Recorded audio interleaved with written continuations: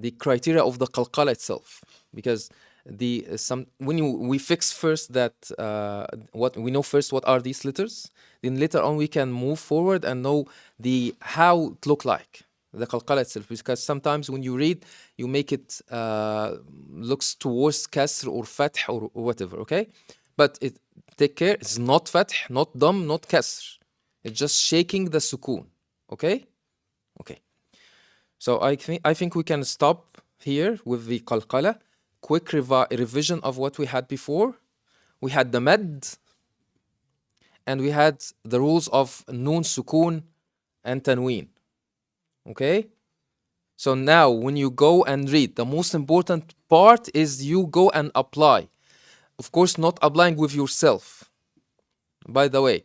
Because when I am reading with myself, I found myself Sheikh Sudais, right? Or Sheikh Abdul Basit. You feel that, oh, I'm very good, actually. I'm excellent. Mashallah, mashallah. Okay? Try to read with someone who is really can read, so he can pick up your mistakes. And you will be surprised when you go and you think that you are doing great job. You start, he's the one you are reading in front of can stop you 10 times in one eye. And what? How? I'm very good. I didn't discover this before. So you need to practice with someone who really can pick up your mistakes. It's very important, inshallah. So again, tanween, mad, we mentioned that when there is mad followed by shadda or sukoon, it will be 6 movements, 6 vowels. What's the next one? Mad followed by hamza. We made it 4. Okay? Other than that, 2 vowels. Okay? And if this is what we agreed upon, right? There are details here. Even the 4 movements, you can make it 2, 4, or 6, but the bottom line is to fix your choice while you are reading, right? Fix your choice. If you choose that the mad followed by hamza will be 4 vowels, make it consistent during all your reading, okay? Don't make it 4 here and 2 here and 6 here. Fix everything, fix your reading throughout your recitation, okay? So this is the mad. The second one, the noon and tanween. What was the ruling? We made it simple. We have 2 extremes, right? The first extreme is completely abolish it, as if it is not there. When the noon, sukun, or tanween followed by ra and lam or lam, okay? The opposite is to fix it and pronounce it as N sound when it is followed by حروف الإظهار همز هاء عين حاء غين خاء. Other than that, in the middle, you will remove the noon a little bit and leave instead of it غنة, the nasal sound, okay? And we had details in this one, but if you stop here and build upon that later on, inshallah will be enough, okay? Inshallah. Okay, so again, this is just revision of what we had. So you go and have these in mind. I learned the mad rules, noon and tanween rules, and today qalqala rules. Open your mushaf and start practicing, okay? Then call anyone that you trust that he or she can help you and read in front of him or in front of her. Brothers with brothers, sisters with sisters, okay? Like, I open anything and try. Bismillah ar-Rahman ar-Rahim. Like, Al-Qari'ah. I'll just make an example. Al-Qari'ah. Mal-Qari'ah. Wama. So here is mad, right? The first ruling. Followed by Hamza. Of course, it will be much better if you open the mushaf as well. Okay?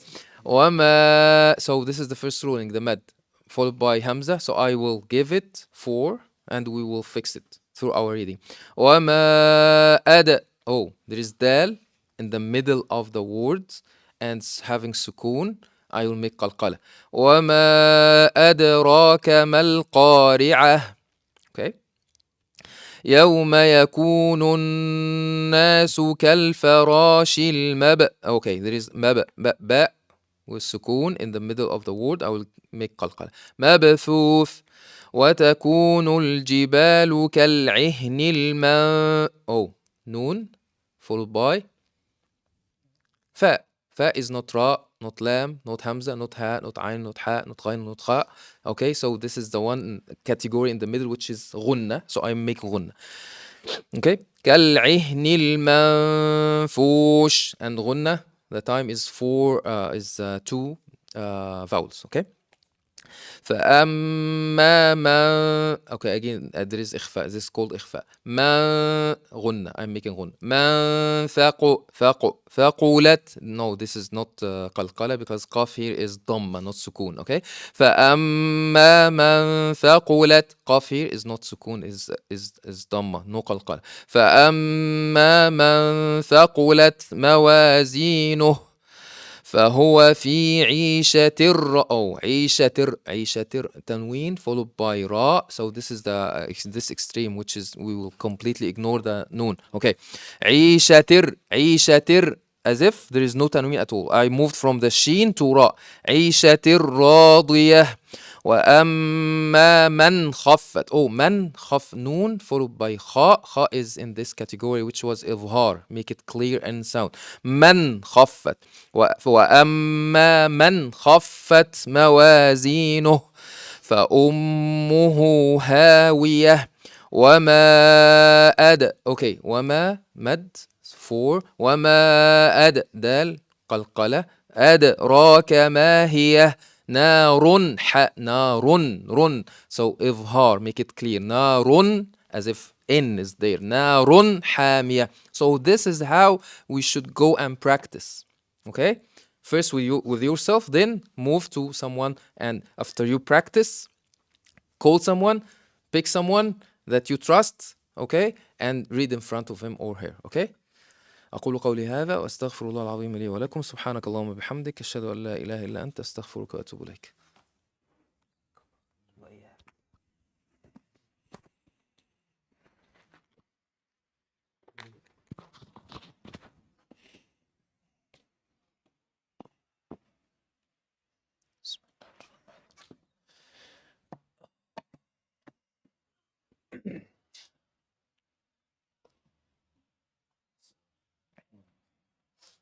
السلام عليكم ورحمة الله وبركاته. بسم الله والصلاة والسلام على رسول الله وعلى آله وصحبه ومن والاه. All right. What surah were we discussing last week? Surah Al-Falaq, Surah Al-Nas. We finished Surah Al-Falaq. Unless you want me to repeat it. You want me to repeat? Okay, so Surah Al-Nas, inshallah. All right. So the beginning of Surah Al-Nas, we said that we used three names that in reference to Allah subhanahu wa ta'ala. What are the names we used? You're not allowed to talk. Okay. Go ahead. And Ilah. Okay, you can talk, Khalid, don't worry. Okay. Okay, what is the difference between Rabb, Malik, and Ilah? The difference? Mhm. They're all different names of Allah subhanahu wa ta'ala. Okay, can you tell me what, like, pick one and tell me what does it mean? Like Malik means the king.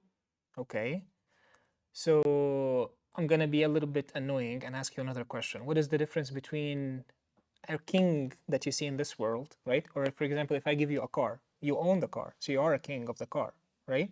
What is the difference between you being a king of the car versus Allah subhanahu wa ta'ala being the king? I didn't say this last time, but think about it. If you don't know, that's fine. Give him time, give him time.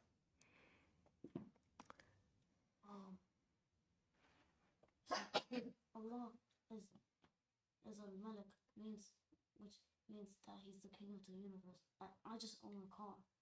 Okay, so you're king. Okay, go ahead. Which has like lower superiority. Lower superiority. Okay, mashallah. I like that term. I like that term. Lower superiority. Okay. Khalid. Okay, he said it for you. Okay, mashallah. All right.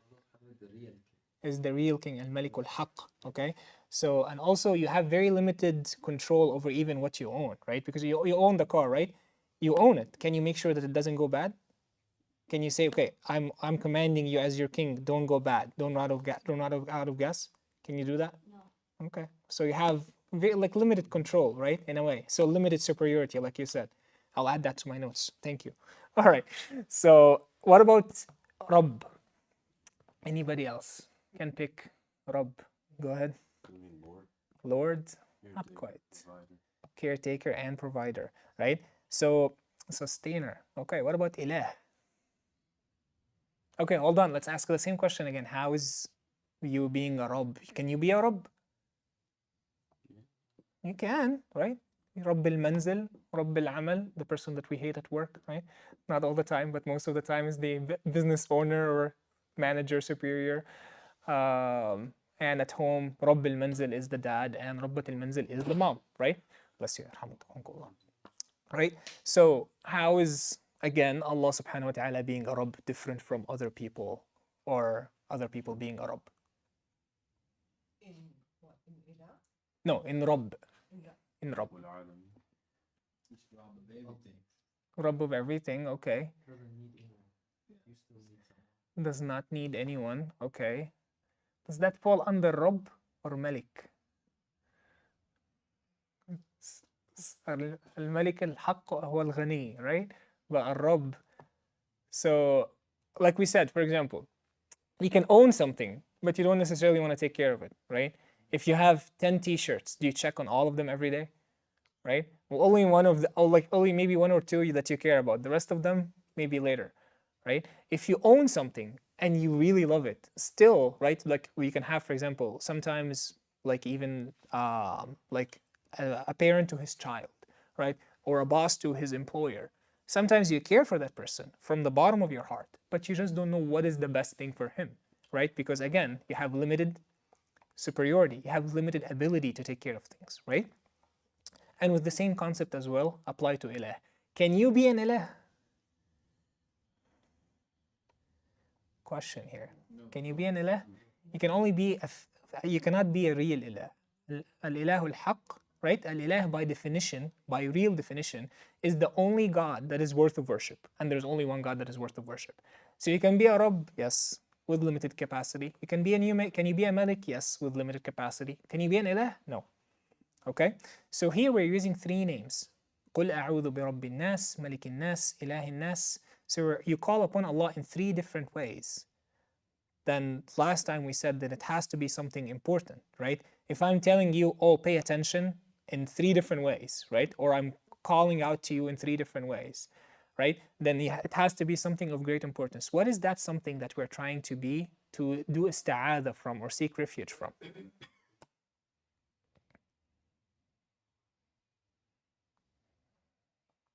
Should I ask you a question again?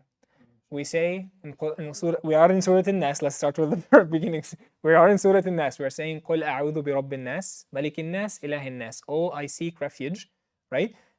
In the Rabb of people, the master of people, right? Or sustainer of people, and the king of people, and the Lord or the God of people, right? From what? Evil of a whisper. From the Whisper that whispers. قل أعوذ برب الناس ملك الناس إله الناس من شر الوسواس الخناس, right? الذي يوسوس في صدور الناس. Okay, what does that mean? So the first three ayahs we understand, right? Until, so the first ayah, again, just so that we are all together. قل أعوذ برب الناس. That is the first ayah, which means I say that I seek refuge in the master of people, right? Or the sustainer of people. The Lord has many names. Rabb has many meanings. And then the second ayah is Malik al-Nas, right? And from the king of people, right? Ilah al-Nas is the third ayah, and the God of people. So these are the first three. Now we're going to take the second two together, then the fourth and the fifth one together. من شر الوسواس الخناس الذي يوسوس في صدور الناس. We said shar is evil, right? It's the same thing as the shar. If you have fire and you have a little bit of sparks of fire, these sparks are called in Arabic sharar, right? من شر الوسواس الخناس. What does al-waswas mean? We said whispers, right? So whispers, if I'm sitting next to somebody and I whisper, am I waswas? No, ill thoughts. Like Ill thoughts. Okay, ill thoughts. So we have that very clear. Ill thoughts, right? Bismillah ar-Rahman ar-Rahim. Al-waswas al-khannas. And what does the khannas mean? What did we say last time about khannas? You forgot? Okay. Khannas. No. Khannas. The one that, you said it. Retreat, right? And the one that will, what other meaning for khannas is the one that disappears, right? Shows and disappears real quickly, right? One of the things that also was mentioned in the Quran or described in the Quran by khuns is the stars, right? The flickers, that flickers. It flickers so very quickly at night and then disappears again, right? So here's the thing. If it is something that disappears that quickly, right? So why do we care? Why is it that important that Allah subhanahu wa ta'ala mentions in the Quran? And before he even mentioned it, he tells you like you have to do ista'adha by Malik nas, Ilahin nas, Rabbin nas, Malik nas, Ilahin nas, before you mention. Why? And every single time you read Quran, you have to do ista'adha from the shaitan al-rajim. You say, A'udhu billahi min ash-shaitan al-rajim. So why is it that important? If it is so easy to do khuns, it just goes away. Because it keeps coming back. So there's a couple of things here to realize, okay? First of all, think of it this way. When you start, like some people understand this analogy, some people wouldn't. When you start to play a game, right, and it says choose the difficulty you want, right? Some people would choose very easy or chill mode. Some people would choose the hardest one, right? So think of the shaitan as something that you actually have some limit of control over, right? If you want, right, you can make your job easy. And if you want, you can also make your job much harder, right? How is that? If you are if you are close to Allah subhanahu wa ta'ala, and you're saying, A'udhu billahi minash shaitan ar-rajim, right? When you remember, like look at the Quran and see the difference, right? A shaitan is saying that he will do, like, لَأُغْوِيَنَّهُمْ, right? That he will lead you astray. And at the same time, Allah's response to him is, إِنَّ عِبَادِي لَيْسَ عَلَيْكُمْ sultan, right? Then that my servants, my true servants, right? You don't have control over them, right? So then what do? You become a servant of Allah subhanahu wa ta'ala, and then the shaitan has no control over you, right? And at the same time, but he will not give up. So this is something that we're also coming to. So you are in control for that moment. That, for example, whenever you have an ill thought, and you will have ill thoughts, the companions of the Prophet ﷺ came to him and complained about having ill thoughts sometimes, right? And that is completely normal. But now the idea is, what do you do with that thought, right? And Ibn al-Qayyim, since we are doing a Da'wah Dawa with Imam Hamza, right? He said something in that book as well. It's very beautiful. Highly recommend it to everybody to read. Is that anybody can have a thought, right? But you can use that thought for good or for evil, right? You can start, for example, I will give you an example. If you, for example, have a thought, oh, I want to get married, or I want, like, there's a desire from, for example, as a man, right, to have a woman, right? So you can use that desire in a wrong way or in the right way. I will start with the right way, right? If you think like that, and okay, like, what do I need to do? I need to get a good job. I need to work on myself. How can I be a good parent and a good husband in the future, right? And you seek the proper channels to get married, and inshallah, Allah will help you and you get married, right? That is the right thing. Same thought, right? Or you can use the same thought, and remember, الشيطان also, فَزَيَّنَ لَهُمُ الشَّيْطَانِ, right? الشيطان will also try to make the thought, or he will try to twist it for you and make it in a different, like, make it look in a different way, right? وَزَيَّنَ لَهُمُ الشَّيْطَانُ أَعْمَالَهُم. And the shaitan also will try to زَيَّنَ, how do I translate that aside from decorate? Decorate. Any other things come to mind? Beautify. Yeah, beautify. So the shaitan will beautify the bad deeds or the bad thoughts or the ill thoughts that you have, right? To justify it to yourself, right? And we will come to that. Exactly, يحسنون أنهم يحسنون صنعا as well. So like people will think that this will be the end result, right? So like again, let's not jump the gun. So we start with the thought, right? We took an example of how we can take the same thought to a good example and the other thought, right? It starts with a simple thought. And then he will, for example, somebody's passing, like, oh, look at her, right? And then if you say no, then khalas, you stopped it at the core, right?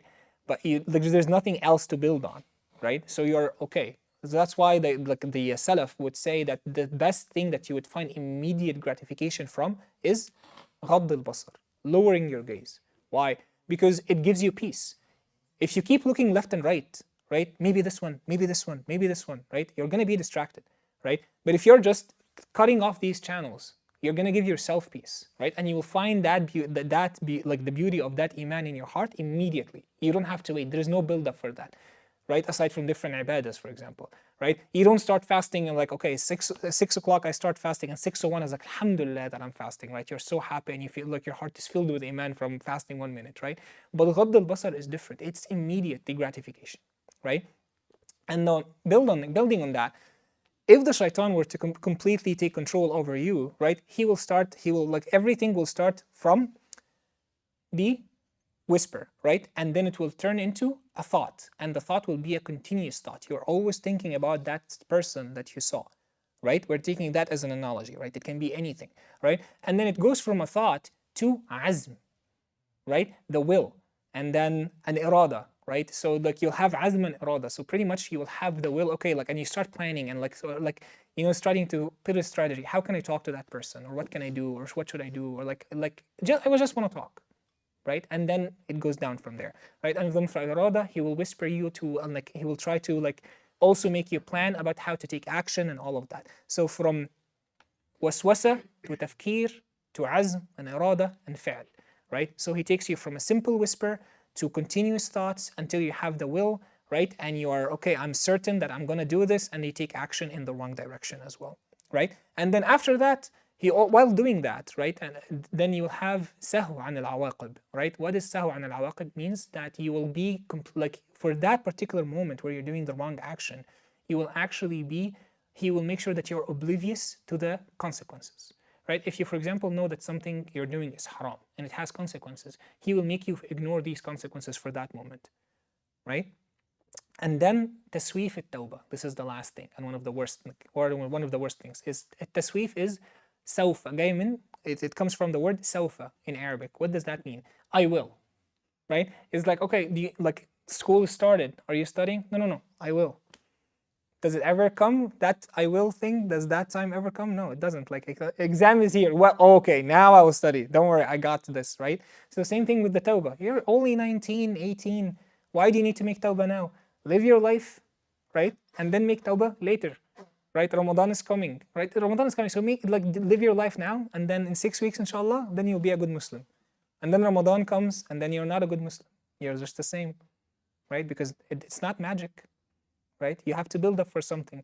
It's not like you're playing, for example, a sport, and then you're chilling for all of the season, and then game days tomorrow, and then tomorrow you're going to be a good player. It doesn't work that way. Same thing with iman. Iman is also a priority, right? If you're not working on it, it's not going to build up, right? And then Ramadan comes, and then you're okay, first 10 days, it's okay. Second 10 days, you'll see a different person. You'll see a different Muslim, right? And then second 10 days come, I was like, okay, no. The last 10 days are the best. You'll see the best of me in the last 10 days. And then the last 10 days come, you're like, wait until Laylat al-Qadr, and you'll see what I'll do, right? Laylat al-Qadr comes, and you're sleeping all day, right? And then Ramadan is over, and that's it. And what did you come out with? Very little, if anything, right? This is the taswif, right? And this is something that we're also like very like advised not to do, okay? So regarding what we were saying, again, this is the last thing I'll say, and I know that Surah An-Nas is taking longer than expected, but again, we don't have a specific schedule regarding finishing something. So I'll say one thing regarding the progression from Rabb to Ilah, and I know probably Ali is trying to make me finish at some point, okay, unless we have time. You have 7 minutes. Okay, 7 minutes. Okay. So I'll say, is it okay to see it in Arabic first and then translate? Or you guys prefer just English right away? Both? Okay, both. All right. Regarding that in كتاب روح المعاني, so it says في النظم الجليل إشعارا بمراتب الناظر المتوجه لمعرفة خالقه. In that profound order, right, somebody would look very carefully to try and get to know his own maker, okay? فإنه يعلم أولا بما يرى من النعم الظاهرة والباطنة أن له ربا. So that he knows, first of all, from the blessings that he sees on the outside and on the inside of him as well, that he has a Rabb, that he has a sustainer and he has a maker.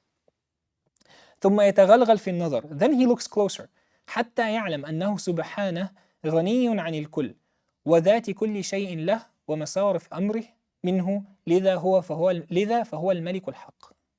I put myself in trouble writing all of this in Arabic. I should have tried to simplify it. Anyway, then he looks closer, right? Until he knows that he, Subhanah, the exalted one and the most supreme one, is غني عن الكل. He does not need anyone, right? Can you say this about any single person that you see around you? Say, like, take the strongest person that you have. Young man, fit, super wealthy, right? Okay, does he need anything? Yes, right? Because that strong, healthy person that you see with all these muscles and all these health and wealth and whatever, right? If he has a small virus, what is he going to do? Right? He's going to be in bed, right? Asking for help and acting like a baby, right? That's what we do. Like we have very limited health. And part of the wisdom of these diseases is that it makes you realize that the health you have is actually a blessing. Because if you continuously have a blessing all the time, you're good, right? You're not going to feel it. Right? So it's always, sometimes it's good to always see what like the different side of the story, the different side of the coin. Okay? And then he is غني عن الكل. He does not need anyone. And he himself is in control of everything. And for that, he is the one true king. Like we were saying earlier, that he had, like you are a king in a very limited way, but he in a very less superior way, right? And from that, ثم من ذلك يستدل على أنه وحده المستحق للعبادة لا غيره. And from that, then he comes to the conclusion that if he's the one that, my Rabb, that the one that gave me all these blessings on the inside and the outside, right? And the one that has no need for anybody else, and the one in control of everything, and the one that owns everything, then by default, he's the only one that is worth of my worship, right? So why would I direct my worship towards anything else? Okay? Now, moving on from that, I'm sorry, I'm never gonna, like, for now, we have 4 more minutes, we're gonna try to finish as much as possible. So the word nas is being repeated multiple times.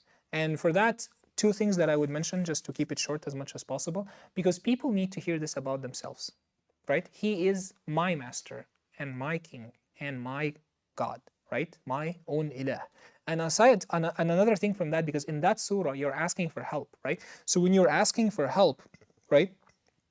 And because this is very personal to you, you are part of the nas, right? From the people.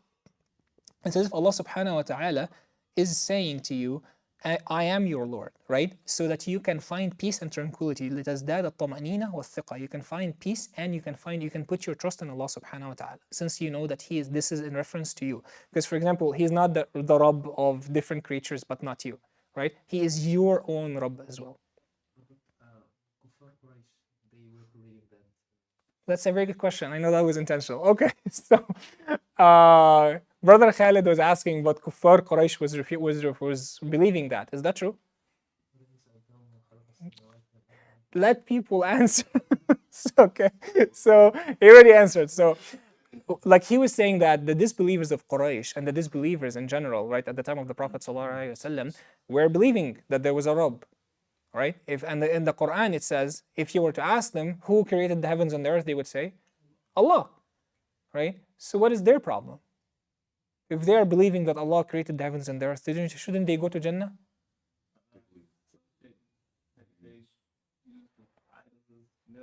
Idols, middlemen, association, arrogance.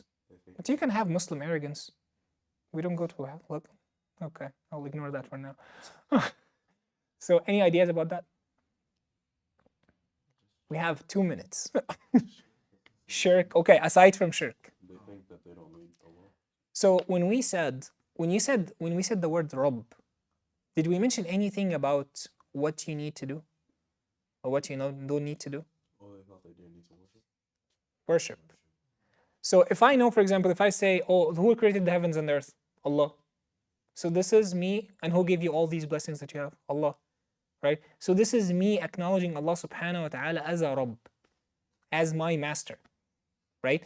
But to acknowledge Allah that this is not enough, This is not what gets you Jannah, or makes you go away from hellfire. This is a very important point, okay? What gets you there, right, and what makes you a true Muslim is that you believe and acknowledge Allah subhanahu wa ta'ala as your ilah.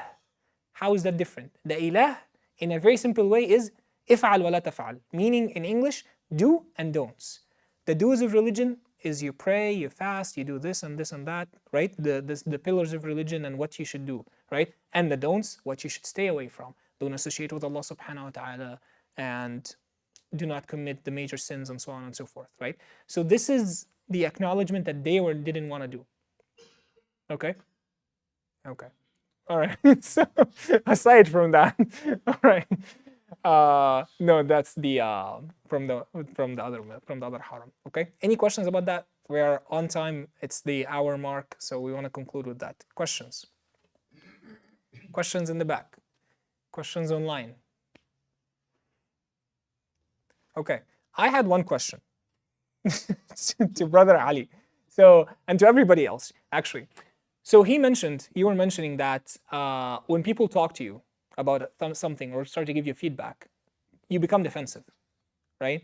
So, and especially like this is a big part of what the Western culture is trying to teach us is like constructive feedback, positive feedback, don't say the negatives, be nice to people, don't complain about people, right? Dale Carnegie is a very famous writer in the early 1900s, right? And around the World War area. And he wrote 12 ways to make friends. And like the first thing is like, don't complain about people, like just always say good, positive stuff, right? That's one side of the coin. The other